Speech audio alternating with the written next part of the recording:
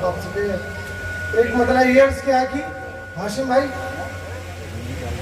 एक शेर के लिए आपको एक मतलब की जहमत दे रहा हूँ कि हटा दे तू इन्हें आकर, भाई साउंड ऑपरेटर इससे थोड़ा सा यार, हटा दे तू इन्हें आकर अकेला छोड़ने वाले।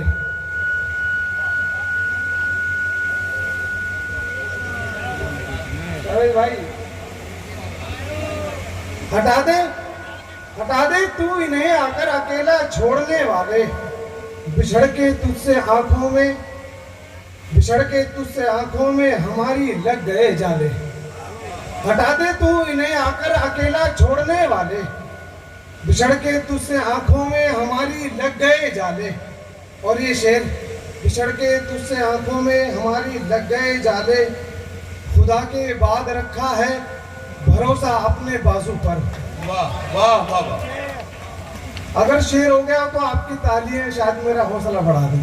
खुदा के बाद रखा है भरोसा अपने बाजू पर, हिफाजत के लिए हमने कभी कुत्ते नहीं पाले। वाह वाह वाह वाह वाह वाह वाह।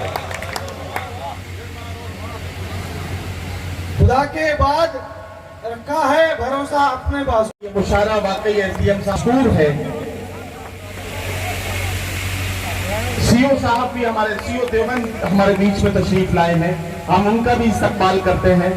सीओ साहब, एसडीएम साहब, कोतवाल साहब, ये हमारे अफसरान हैं जो देवबंद से जिनका ताल्लुक है। मैं चाहता हूं कि वो थोड़ी देर इस महफिल में यहाँ जब तशरीफ रखेंगे तो यकीनी तौर पर उनकी मौजूदगी में जाम जुल्मत के सिवा कुछ भी नहीं है। ये दुनिया नफरतों की आखिरी स्टेज में है, इलाज इसका मोहब्बत के सिवा कुछ भी नहीं। बात हम सिर्फ कहने के लिए नहीं कहते हैं, ये बात सिर्फ हम कहने के लिए नहीं कह दे रहे हैं, क्योंकि सिर्फ कहने के लिए कही जाती तो ये ऐसे ही निकल जाती। हम अमली तौर पर इस बात को साबित करते हैं, क्योंकि हमारा मानना यह है कि हम हिंदुस्तान के लोग, हम हिंदुस्तान के तमाम हिंदू मुसलमान मिलकर सारी दुनिया को ये पैगाम देना चाहते हैं कि हवेली झोपड़ी सबका मुकद्दर फूट जाएगा, अगर ये साथ हिंदू मुस्लिमों का छूट जाएगा। दुआ कीजिए कि हमने प्यार के रिश्ते रहे कायम, ये रिश्ते टूट जाएंगे तो भारत टूट जाएगा। दुआ कीजिए कि हमने प्यार के रिश्ते रहे कायम, ये रिश्ते टूट जाएंगे तो भारत टूट जाएगा। ये बात सिर्फ कहने के लिए नहीं कही गई है, बल्कि इस बात को बार बार हमने साबित किया है।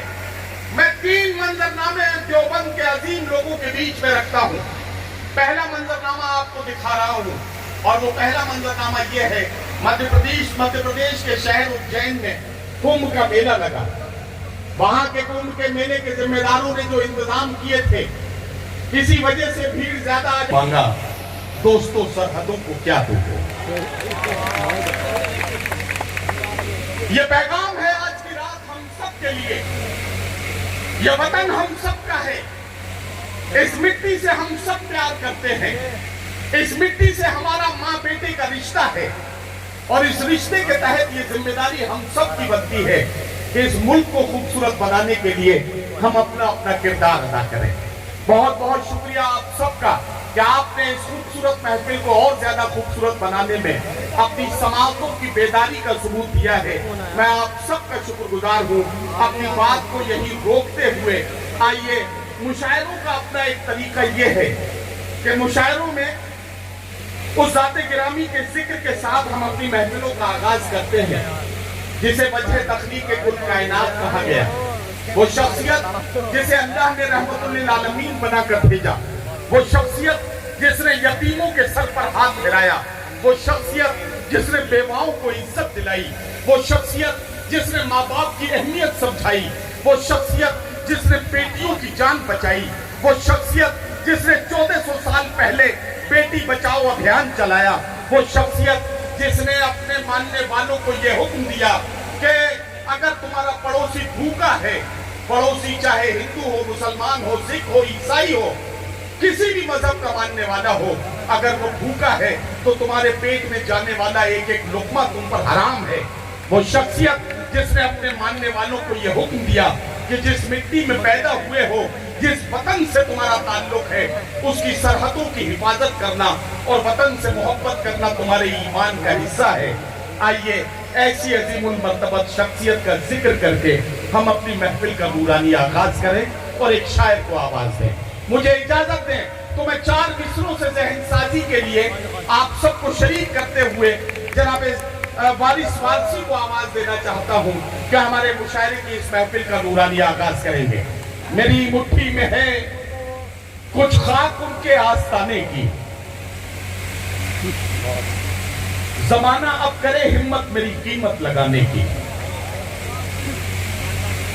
मेरी मुट्ठी में है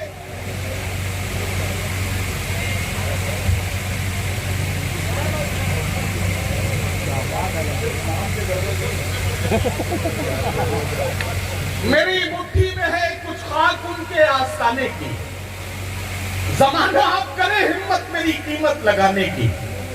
मैं मर जाऊं तो फिर खाके मदीना मुंह पे मल देना, यही बस एक सूरत है खुदा को मुंह दिखाने की। आइए बारगाह रिसालत में आप सल्लल्लाहु अलैहि वसल्लम में अपनी अकीदतों के फूल निछावर करें। नाते पाक के अशार से मुशायरे का नूरानी आगाज हो।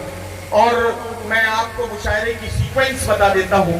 ये नाते पाक के शेर के बाद हम खूबसूरत सा एक हुब्बुल वतनी का गीत सुन के अपने वतन से अपनी मोहब्बतों का इजहार करेंगे और उसके बाद गजल के दौर का आगाज होगा। इस वक्त जनाब वारिस वारसी माइक था। अच्छा, हाशिम फिरोजाबादी साहब तशरीफ ला चुके हैं, वो शायद बैक स्टेज कहीं है, तो मैं चाहता हूँ कि उनसे गुजारिश करूँ कि वो आ जाए और अपनी नशिश इख्तियार करें। जनाब वारिस वारसी साहब आ गए हैं, एक बार सारे लोग मिलकर इनका इस्तकबाल करें, इन्हें इजाजत दें ताकि ये नाते पाक के शेर सुन।